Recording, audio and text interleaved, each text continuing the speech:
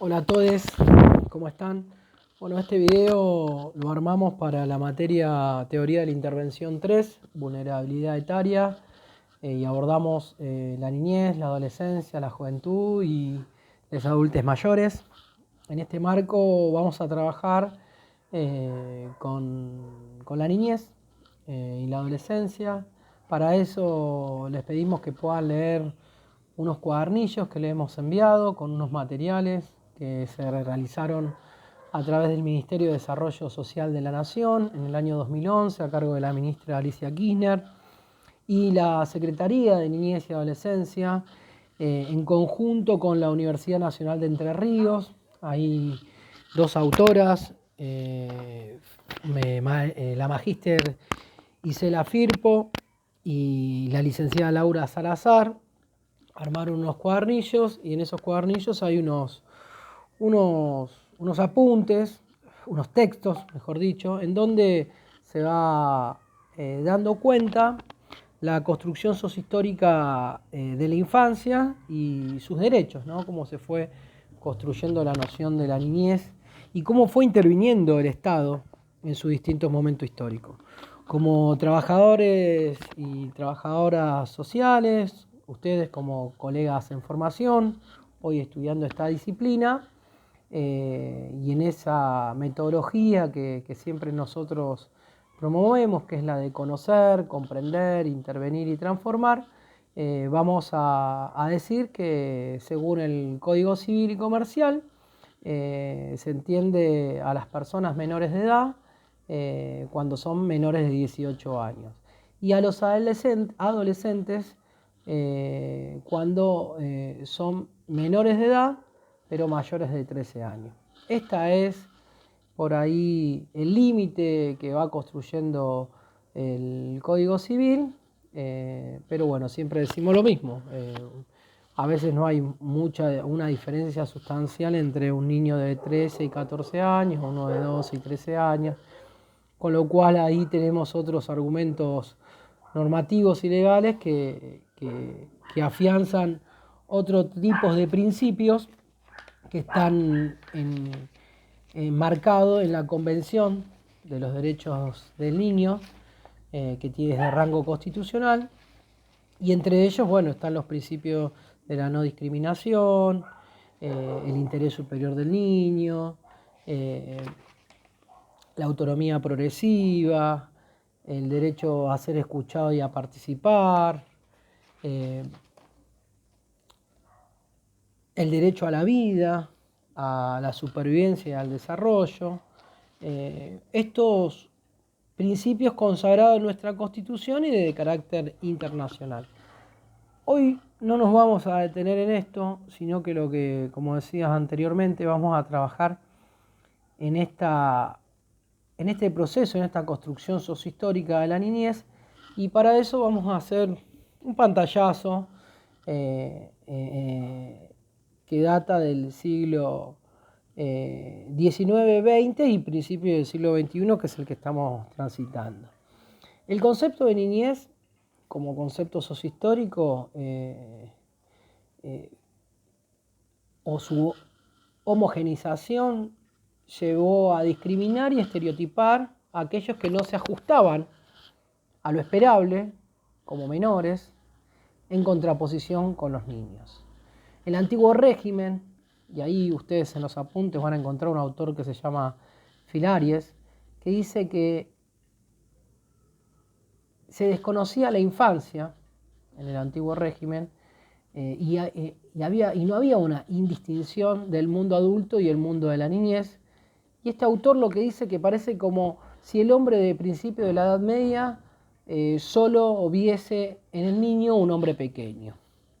Y será durante el capitalismo cuando surge el sentimiento moderno de la infancia, la separación del mundo adulto. Sin embargo, este sentimiento de infancia osciló entre la ternura y la severidad, entendiéndola como naturaleza infantil única, fragilidad, inmadurez, incompletud, seres inacabados, inmaduros, con la necesidad de ser moldeados, de disciplinarlos, de normalizarlos. Y los estados modernos, los poderes públicos en esos momentos, la Iglesia y el Estado, moldearon una idea del niño menor como un problema a ser atendido.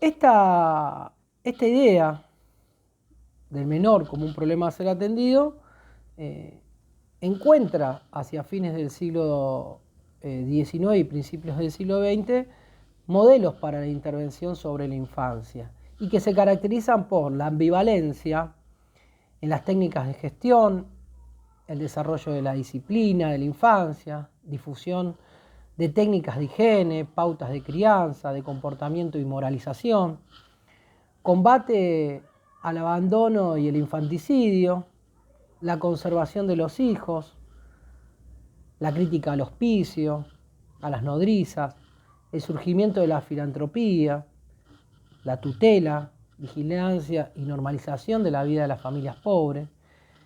Y el complejo tutelar, hacia fines del siglo XIX, es organizado a partir de una diferenciación estigmatizantes entre los niños y menores. Entonces vamos a encontrar dos tipos de infancia, una infancia peligrosa e infancias en peligro. Y cuando hablamos de infancias en peligro, estamos diciendo que son seres frágiles, moldeables, que deben ser cuidados en ámbitos diferenciales, a los adultos, a la familia, a la salud, la escuela, y en algunos casos en instituciones filantrópicas. E infancias peligrosas son los que estaban asociados a carentes de razón, que eran incapaces, que necesitaban un tratamiento diferencial, que eran menores. Y ahí, bueno, todo lo que tiene que ver con endilgar la invención de la delincuencia juvenil. Y esto, bueno, estaba fundados en algunos movimientos reformadores, los salvadores del niño, y esto era, bueno, la policía, la justicia, los institutos, algunas de las instituciones que fueron trabajando de algún modo en esta construcción sociohistórica de la infancia, o argumentando, mejor dicho, un concepto y una direccionalidad. La constitución de la figura del menor y del patronato del Estado a través de la Ley 10.903 se encuentra atravesada por procesos sociales y económicos previos que son constituyentes de la llamada Argentina moderna que se desarrolló en la generación del 80. Por ahí, para mencionar algunas cositas que son de manera breve, que son algunos elementos que nos permiten abordar y entender la dimensión que se pone en juego cuando hoy hablamos de un cambio de paradigma, ¿no? Venimos de una historicidad de 100 años de patronato, decimos nosotros. Bueno, hacia fines del siglo XIX imperaba un pensamiento asociado al positivismo, ¿no? Y ahí surgía la idea de la sociedad como un organismo en desarrollo.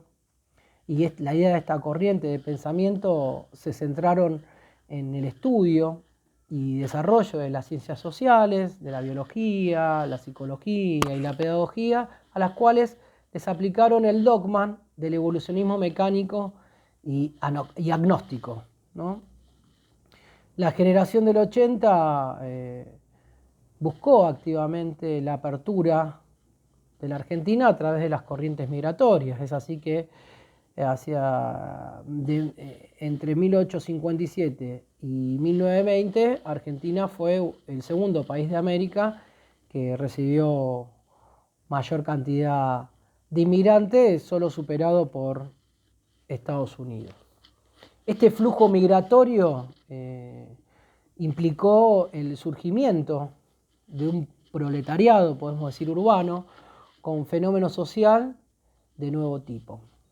Cabe destacar que la población originaria no intervino en ninguno de estos momentos, ni en ningún debate, por el contrario, sino que la dicotomía era planteada por autores como Sarmiento, que era civilización o barbarie. Y en este sentido, la clase dirigente de la época tuvo una política pendular. Por un lado era liberal y moderna en temas de carácter civil, y por el otro era conservadora y represiva en términos políticos. Este proceso fue complejizando las relaciones socioeconómicas, las ideas anarquistas, socialistas y comunistas que llegaron con los inmigrantes europeos comenzaron a dar forma a la organización sindical, a los reclamos laborales. En síntesis, se comenzó a cuestionar la organización del poder que había delineado la generación del 80. En ese sentido, la élite gobernante planteó un abordaje comunitario a través de distintas legislaciones, y para mencionar dos al menos, en noviembre de 1902 se sancionó por el presidente Julio Roca la ley de residencia, y que lo que básicamente planteaba esta ley era una normativa que expulsaba a los inmigrantes opositores al régimen de esos momentos sin juicios por considerarlos que alteraban el orden público. Y en 1910 el Congreso Nacional también sanciona otra ley que se llama la Ley de Defensa Social, ante un clima de tensión social provocado por las huelgas generales. También, respecto a esta temática específica de la niñez, hay dos leyes importantes que van definiendo la intervención del Estado, que antes de esto se entendían estrictamente privados. Entonces, en 1884 se sanciona la ley 1420, que es de educación común, y esta ley ordenaba el carácter obligatorio, público, gratuito y laico, y gradual a la educación. Y tenía como objetivo general la integración social en un mapa heterogéneo que componía a la sociedad argentina de ese momento. Y de la otra es la ley 2339, que es del matrimonio civil, que se sancionó en 1888, que constituyó un hito en la separación del Estado y la Iglesia, permitiendo a las personas no católicas celebrar legalmente su matrimonio. La infancia pobre como expresión de la cuestión social, y dentro de este cúmulo de transformaciones demográficas, urbanas, políticas, sociales, económicas, la infancia pobre va tomando una visibilidad social peculiar y un lugar preponderante en la agenda del Estado. Y en base a los aportes del biologicismo social, que pregonaba estándares científicos de normalidad, sumado a un Estado moderno que por un lado comenzaba a intervenir en los temas privados, influenciado en las corrientes psiquiátricas, psicológicas, etcétera, internacionales, y que por el otro lado comenzaba a defenderse de los catálogos indeseables, se empezó a erigir el denominado complejo tutelar. La corriente higienista, de la mano del desarrollo de la expansión de la salud pública, operaba en este sentido de que el niño proveniente de una familia tipificada como anormal debía ser separado del contexto patológico y ser instruido, ya que su grupo de pertenencia era considerado un foco infeccioso. Bajo esta realidad se fue consolidando una concepción caritativa, tutelar del accionar público, y dicho andamiaje se edificó bajo la figura del menor, y a partir de ella se constituyó su intervención. Estos niños eran básicamente niños pobres, y por eso el concepto de minoridad está ligado a mecanismos institucionales de control social, entendiendo por esto al accionar específico del Estado dirigido a un grupo poblacional evaluado como una amenaza para el orden social. El concepto de menor fue el modo de designar a la marginalidad infantil. Estos eran niños que carecían de una familia funcional regular o que no estaban incorporados a la escuela. Allá en el año 1892 se inaugura el Patronato de la Infancia, que pone en marcha la construcción de las instituciones totales, es decir, grandes instituciones que reemplazaban el lugar de origen de los niños por ámbitos totalmente regulados por los parámetros del momento, que imprimen patrones uniformes y así diluyen la subjetividad de los niños. La concepción hegemónica del niño como ser inferior es la que en 1919 consagra y sistematiza la Ley 10.903 como la Ley de Patronato o la Ley Agote. Dicha ley es la que imprime y diseña el accionar estatal en política de infancia en nuestro país durante el siglo XX. Por eso nosotros decimos que el patronato sigue estando vigente, duró 100 años y esto los vamos a tener que de algún modo modificar todos como sociedad. Hay algunas referencias respecto al debate legislativo de ese entonces, en donde veían al niño, por ejemplo, como un salvaje que no tiene grandes escrúpulos ni fuerzas morales, cuando se le llama la atención a objeto o se le entrega una golosina, la toma, la guarda sin medir consecuencias de su falta, se comprende que el criado en la promiscuidad de un conventillo, bueno, toda una serie de estigmatizaciones que fundamentaban de algún modo esta ley. Bajo esta concepción de doctrina de la situación irregular tuvo como nudo más sustancial y emblemático la indistinción entre niños abandonados o en conflicto con la ley penal, tanto en el plano normativo como en el plano de la ejecución de las penas. La problemática criminal totalizó a todos los problemas de los niños institucionalizados. No se intervenía sobre las causas sociales, económicas y familiares. Esta confusión tenía que ver con el control social implícito que llevaba impreso la política de la infancia. Por un lado el Estado daba asistencia a los niños y por el otro cuidaba al cuerpo social de la peligrosidad potencial de los niños pobres.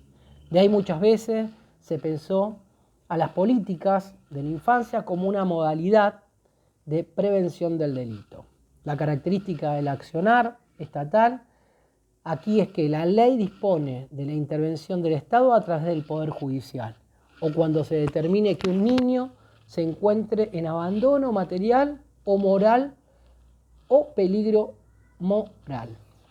Aquí el juez no juzga hechos, como en la justicia ordinaria, según las constancias de la causa más o menos clara en las actuaciones de un sumario, sino era tutor al cual la sociedad se encargaba la tarea, por el cual la sociedad, le encargaba la tarea de curar al niño. El tribunal no estaba destinado a castigar al culpable, sino a realizar el diagnóstico de una enfermedad y dirigir un tratamiento durante meses. El tribunal de menores no decide sobre delitos, sino que examina individuos, dice Toncelot, un autor. Dice, la instrucción, más que el establecimiento de los hechos, es la evaluación del menor y de su medio para una corte de especialistas de patología social, es abogado, médico, psicólogos, trabajadores sociales, etc.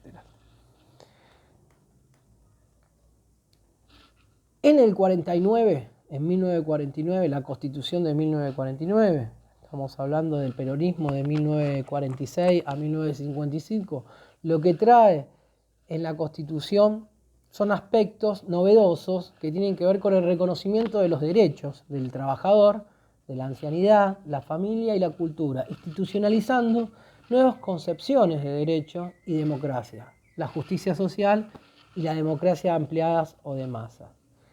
Bueno, podemos hablar que en esta etapa hubo una gradual intervención y centralización del Estado, ampliación de políticas sociales de la concepción de derechos sociales, políticas de promoción y protección de derechos a las familias, las mujeres y los niños, En ese caso, recordemos el apotegma, en donde dice los únicos privilegiados son los niños. No nos vamos a detener en la obra de la Fundación Eva Perón, interesante para poder estudiar también desde el trabajo social, como un modo de intervenir desde un Estado en donde también se profesionalizó la acción social. Y se tenía en cuenta a la asistencia también como un derecho, ¿no? Donde existe una necesidad, hay un derecho. Entonces, volviendo a la Constitución del 49, el Estado básicamente lo que proponía es garantizar el bien de la familia conforme a lo que determinaba la ley. La atención y la asistencia de la madre y del niño gozarán de especial y privilegiada consideración del Estado. No obstante, haciendo un recorrido rápido sobre todo estos aspectos y durante el siglo XX, porque han atravesado muchísimas cosas que no las estamos viendo, la ley Agote se revitalizó durante el periodo desarrollista, en la última dictadura militar y durante el periodo neoliberal, ¿no? Los avances en materia de derechos sociales alcanzados en nuestro país fueron avasallados durante el periodo neoliberal. Asimismo, la desigualdad constitutiva del capitalismo fue durante la década del 90, como la apertura comercial, las políticas de convertibilidad, el auge de la especulación financiera, el desmembramiento del aparato productivo local, el aumento del desempleo, la flexibilización de leyes laborales, el achicamiento de la intervención del Estado en lo social, a través del asistencialismo, la privatización de los servicios sociales y la refilantropización del accionar social, con la transferencia de responsabilidad del Estado a la organización de la sociedad civil. Ya en 1994, con la Constitución Nacional reformada, se incorpora, mejor dicho, la Convención de los Derechos del Niño. Estamos hablando que para la implementación de una política de protección integral de derechos de niños, niñas y adolescentes, tiene que estar, de algún modo, un Estado presente que dé cuenta y actúe frente a las necesidades de su pueblo y en este caso a las necesidades o la atención que necesitan las niñas, niños, adolescentes y su familia. Bueno, la ley 26061 hace operativos los principios constitucionales y es sancionada en el marco de un Estado presente que propicia la implementación de políticas integrales territoriales. Las pautas rectoras para las políticas públicas en ese momento tenían que ver con el fortalecimiento del rol de la familia, con la descentralización de los órganos de aplicación de planes, programas, a fin de garantizar mayor autonomía, con gestiones asociadas de los organismos de gobierno y la sociedad civil, con redes intersectoriales locales, propiciar organizaciones y organismos para la defensa de la protección. Todos estos indicadores, todos estos conceptos que están buenos que nosotros los podamos tener las y los trabajadores sociales. Gestiones asociadas, trabajo en red, trabajo intersectorial, trabajo en articulación con las organizaciones sociales, articulación entre los organismos del Estado. Esta ley define un concepto que se conoce como el interés superior del niño, que también lo menciona, y que está bueno también tenerlo en cuenta como profesionales. El concepto del interés superior del niño es entender al niño como sujeto de derecho.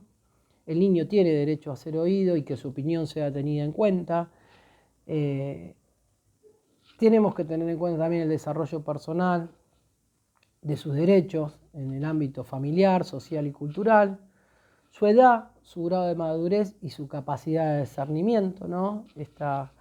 Esta autonomía progresiva, el equilibrio entre los derechos y la exigencia del bien común y su centro de vida. Cuando hablamos del centro de vida, hablamos del pibe o los pibes o les pibes en sus familias, con sus seres queridos, no sus familias netamente biológicas, sino estamos diciendo que la familia puede ser una familia en clave, un referente afectivo, puede ser una persona que esté vinculada afectivamente a este niño, que nosotros podamos identificar en el territorio. Bueno, anteriormente había nombrado también los principios de igualdad y no discriminación, que tiene que ver con motivos raciales, de sexo, de color, de edad, de idioma, religión, creencia. El principio de efectividad, el Estado deberá adoptar todas las medidas administrativas, legislativas y judiciales para garantizar el pleno cumplimiento. Y de los derechos, ¿no? Derecho a la vida, derecho a la dignidad, a la integridad personal, el derecho a la vida privada, intimidad familiar, el derecho a una identidad, ¿no? Que también ahí está bueno que mencionemos a las abuelas de Plaza de Mayo, porque aportaron también a la conformación del articulado de la Convención, hablando o a través de la lucha que tuvieron por buscar a sus hijos y por darle identidad verdadera a sus nietos que fueron apropiados durante la última dictadura militar. Bueno, el derecho al deporte, el juego, el derecho al medio ambiente, el derecho a la libre asociación, el derecho a opinar, etc. Por último, el sistema de protección integral de los derechos niñas, niños y adolescentes está conformado por organismos, entidades y servicios que diseñan, planifican, coordinan, orientan, ejecutan y supervisan las políticas públicas de gestión estatal o privadas en el ámbito nacional, provincial y municipal destinado a la prevención, asistencia, protección, resguardo y restablecimiento de los derechos de los niños, niños y adolescentes. Y establece los medios a través de los cuales se asegure el efectivo goce de los derechos y garantías.